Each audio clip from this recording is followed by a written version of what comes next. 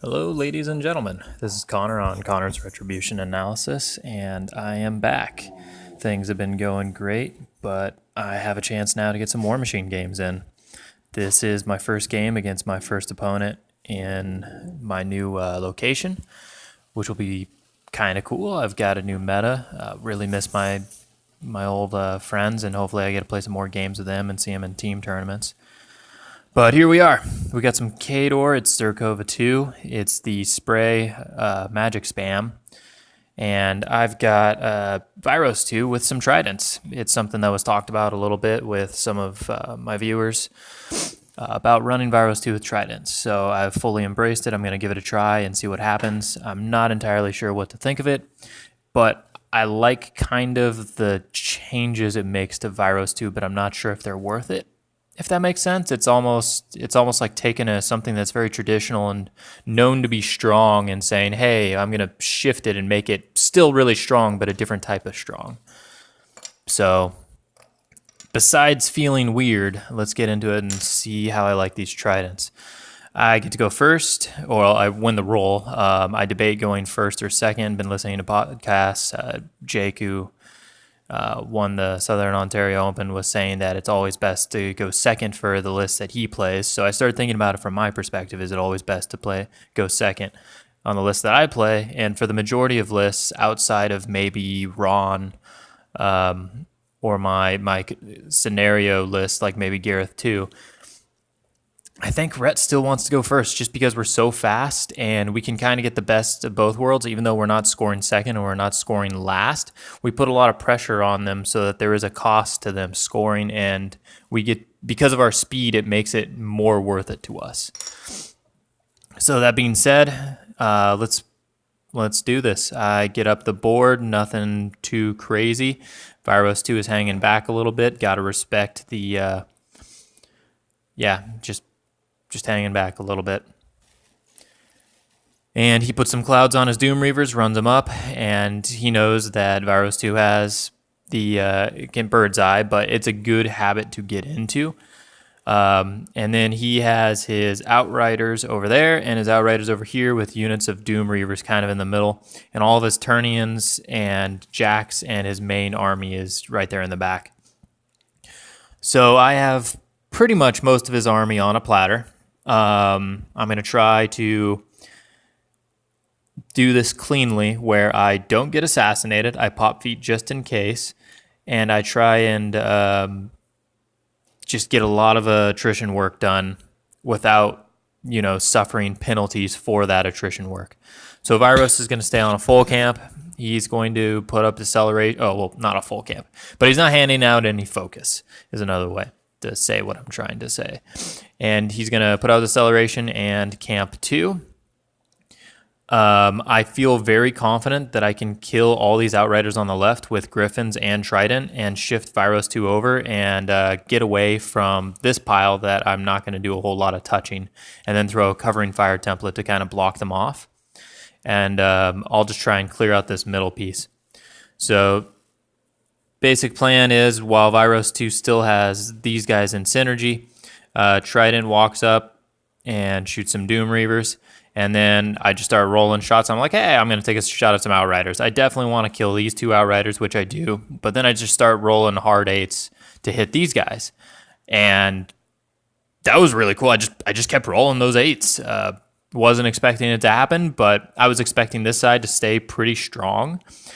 But I get a lot more work over there than I thought. Griffon walks up, bops some Doom Reavers. Manticore rolls up behind the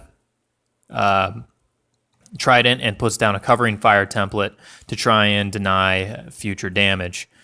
Over here on this side, Trident comes up into the forest and just starts shooting down the nearby Doom Reavers, and then shoots down that Outrider and shoots down that Outrider. So that way my Griffon's can walk into this pile and on a full load from Arcanist reliably get the work done that they need to get done. And synergy is either built up fully or it's built up enough that it's pretty dang reliable. Vyros 2 goes over to there, pops feet, and the Griffins, now that they're in synergy range, get a lot of work done. I'm leaving some units over here out of feet range, just in case he wants to try some sprays against me. With my feet, I put some, I think if I remember right, yeah. I put some Arcanists around Vyros too, so the sprays or AoEs will catch my Arcanist and allow Vyros 2 to move around a little bit or move other models to block line of sight, or, because the battle engines can move from Vyros 2's feet. So that's pretty good. I'm not set up to score, but I am set up to hopefully deny things. Trident can move into this zone to just be a pain in the butt, and I'm set up to contest everything basically except for this flag with where I am currently situated. So his turn, he decides not to go for an assassination run. I'm just too far away, but he does set up for next turn assassination run. He takes these Outriders and he runs them back, and his goal is Doom Reavers to apparate back and then kill this Griffon, who's out of feet range, penalty free, no problems. Then the idea is for Kiss to go on Trident and the other debuff to go on to Imperitus. And then to put Spriggan in and with extra attacks go on to Imperitus, and getting the +2 armor buff and the Spriggan just getting in there, it should kill the Trident. Dice go really bad. I think... before that, he ice caged down the Trident so that it went from a defense 12 down to a defense 8. That was a good move. It makes it a little bit more reliable for the Spriggan to kill it. I think he even ends up missing an attack, and I think he just rolled like 3s and 4s for damage the whole time. So Trident lives. It shouldn't live. He then charges in a Doom Reaver and walks this other knockdown one. The Doom Reaver rolls double ones to hit, so the Trident's still alive. Holt took some shots at the Trident, one hit and was dice off 8 or something like that, and then the other one I shield guarded to Imperitus because why not? That was a mistake. Rager comes up, takes a shot at Trident, and I think he missed the 3 that he needed, and it was boosted. Or maybe he hit and it was just a really low damage roll. But dice were also very floppy there. His dice have been tilting this whole time, but he is not tilted. He has remained calm, collected, and just continued to roll with the punches and make good decision on dice math since then. Yep. And so that does not go nearly as planned. He was hoping, in all craziness, to just get some damage, to kill the Trident, get some damage on Imperitus, and then potentially put the Rager or something else into Imperitus and just try and, maybe not the Rager. He was hoping to bring down Imperitus as well. I thought that was a little bit out there, but if his dice were good, I don't know. It's hard to play out the situation with how the dice fell. So we end up in a situation like this.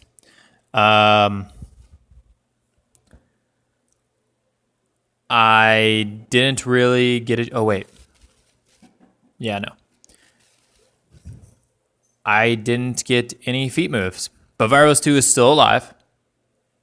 And I'm still contesting all the scenarios. He scored one right here and one right here because I didn't get any feat moves.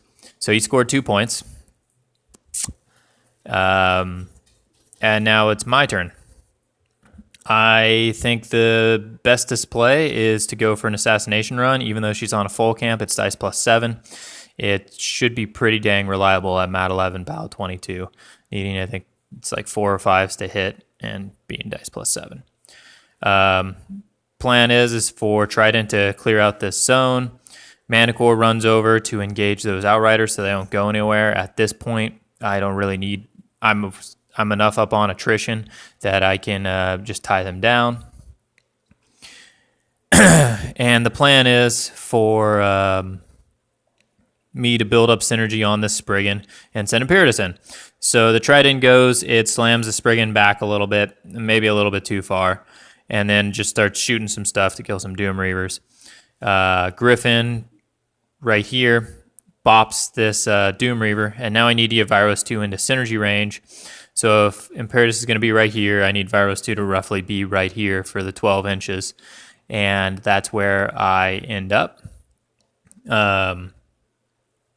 Which, if I was smart, I could have activated Trident last and had him place Vyros 2 a little bit farther back for safety. But yeah, Imperitus goes in and kills Zirkova.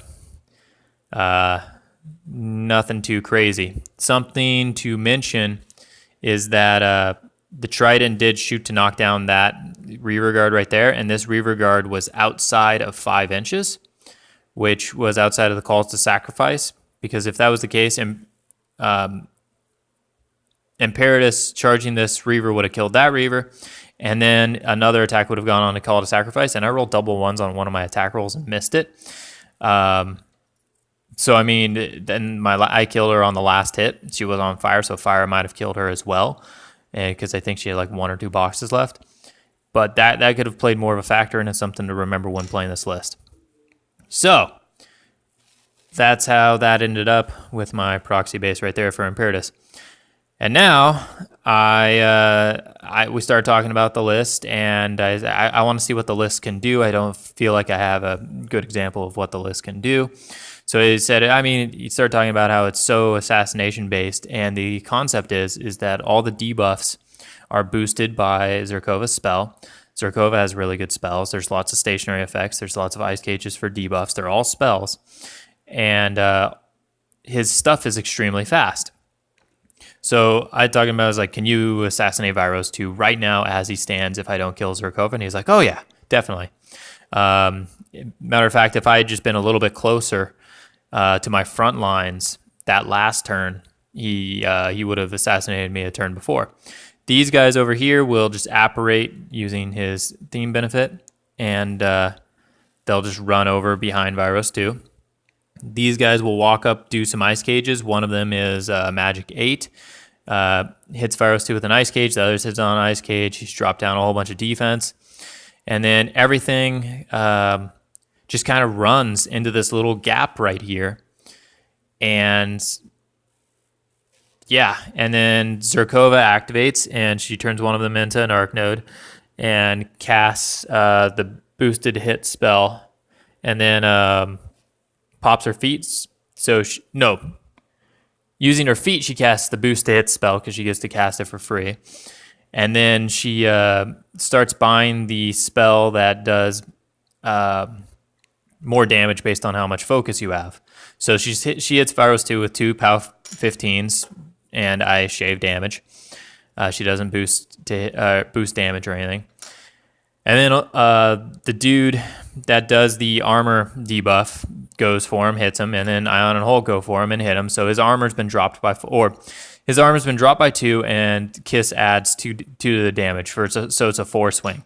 And then all the sprays and all the Ternions do their attacks, and it's actually a considerable amount of damage on Vyros 2, and Vyros 2 dies, and dice were even bad for him. And this is after I killed almost all his entire army. There's a lot of flexibility and intangible threat ranges to this list because the Outriders are so fast, have sprays which ignore clouds, and there's just a lot of flexibility to it. Like Aiyana and Holt, when she pops her feet, the attachment the Grey Lord adjunct, I think he is. Maybe that's not right. Probably not right. He can Zephyr, so they can move 3 inches, and then Aiyana can do Kiss, and that extends the threat range even more. There's so many debuffs, so many little intangibles here, and almost everything is spell immune. So that's really scary. That's super scary. I was riding Razor's Edge in this game, and yeah, Vyros 2 is not an easy caster to necessarily kill, and it's very trivially done at any point in this game if I had opened it up. And that's why earlier on in the game he ran his Doom Reavers up to here, because he wanted to establish battle lines and try and keep my whole army in control of my battle lines so that my caster is available to kill. If he doesn't run the Doom Reavers up, what instead can happen is my army can spread way out, and I can create a lot of separation between my caster and my army. And then there's too many places where they have to run, say, all the way around or something like that to avoid getting free strikes. There wouldn't be gaps in the line like how there are now. Because their spells, everything can stand basically in the line and be shooting. Spriggan is there to remove stealth, but even if it doesn't, the sprays from the Outriders probably kill most squishy stealth casters, unless it's like Borka, because Borka's dumb. Well, was a good game. Definitely enjoyed my opponents. Just stand up dude, and I'm here. Thanks for watching.